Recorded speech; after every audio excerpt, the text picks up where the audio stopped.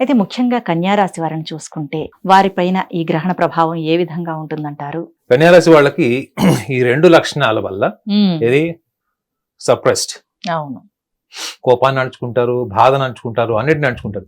ఈ అణుచుకోవడం వల్ల ఏమైపోతుంది, వాళ్ళకి ఒక 40 ఏళ్ళు వచ్చేటప్పటికి లేదా 30 ఏళ్ళు దాటిన తర్వాత, ముఖ్యం 40 ఏళ్ళు కూడా అవసరం లేదు, ఇప్పుడున్న జనరేషన్ వాళ్ళకి అయితే 28 ఇయర్స్. అవును.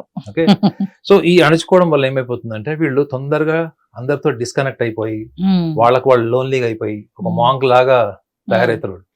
వాళ్ళకి లోపల ఆల్రెడీ మాంక్ ఉంటాడు, ఏమైనా ఎప్పుడైనా రెడీగా ఉంటారు, బ్యాగ్ వేసుకొని చెప్పులు వేసుకొని ప్రయాణం. వాళ్ళ ప్రయాణంలో ఎవడొద్దు.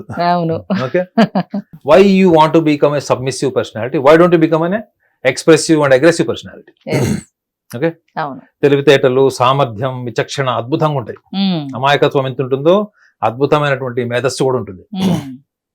అయితే గ్రహణం రోజు ఏం జరుగుతుంది, గ్రహణం రోజు ఏం జరగచ్చు ప్రాబిలిటీ అంటే వీళ్ళు గమనించాల్సింది 3వ తారీఖు మార్చి 2026 వీళ్ళు గతంలో ఏవైతే నిర్ణయాలు ఏమన్నా ముఖ్యంగా ఎందుకంటే గోచార రీత్యా కూడా వాళ్ళకి ఇప్పుడు సప్తమంలో శని, దశమ భాగంలో వాళ్ళకి గురువు ఉంటాడు కాబట్టి చెప్తున్నాను, వ్యయంలో కేతు, షష్టమంలో రాహు, ఇది గోచారంలో.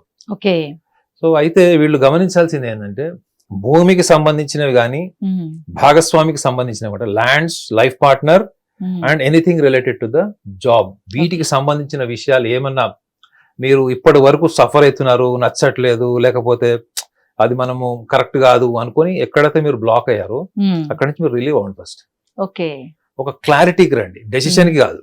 క్లారిటీ ఏంటంటే yes I want to do this. అంటే మనం చౌరస్తాలో ఉన్నప్పుడు లెఫ్ట్ కన్నా వెళ్ళాలి, రైట్ కన్నా వెళ్ళాలి.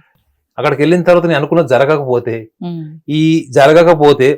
Probability, perhaps, it may be, it may not be, ఇవన్నీ కూడా వీళ్ళకి దేని వల్ల వస్తాయి, వీళ్ళకి ఈ యాంగ్జైటీ వల్ల వస్తాయి.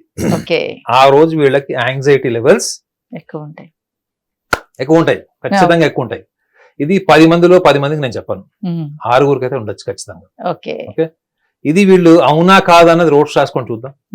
మీరు జాబ్ మానేయాలనుకున్నారు, బాస్ ఒత్తిడి తట్టుకోలేకపోతున్నారు, భాగస్వామితో సమస్యలు, ఇంట్లో వాళ్ళ ప్రాపర్టీస్, అన్నదమ్ముల మధ్యలో గొడవలు, వదిలేయాలా, గొడవ పెట్టుకోవాలా.